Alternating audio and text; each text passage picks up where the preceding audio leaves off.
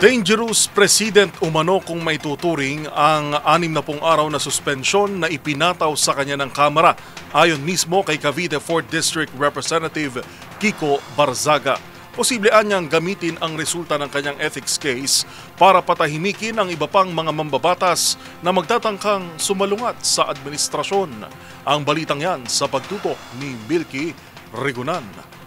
Naniniwala si Representative Kiko Barzaga ng 4th District ng Cavite magiging simula ng mapanganib na president ang ginawang pagsuspindi sa kanya ng Kamara. Ayon kay Barzaga, ito ang magiging basihan sa mga darating pang ethics complaint na may kaugnayan sa online expression. Sabi ni Barzaga, magagamit ng gobyerno ang desisyon ng House Ethics Committee para patahimikin ang mga kritiko dahil majority ng Kongreso ay kakampi umano ng administrasyon. Dagdag ni Barzaga, mistulang inuna ng ilang kongresista sa majority ang pansariling interes sa politika sa halip na itaguyod ang integridad ng institusyon. Para kay Barzaga, kahit sabihin ng Kamara na unethical ang kanyang ginawa ay hindi naman ito itinuturing na kasinungalingan. Pinatawa ng 60-day suspension ng House Ethics Committee and Privileges si Barzaga dahil mga questionabling post nito sa social media at conduct unbecoming of a public official.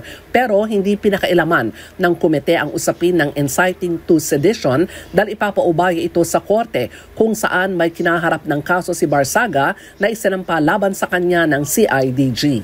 Para sa MBC TV Network News, ako si Milky Rigunan, una sa Pilipinas, una sa Pilipino.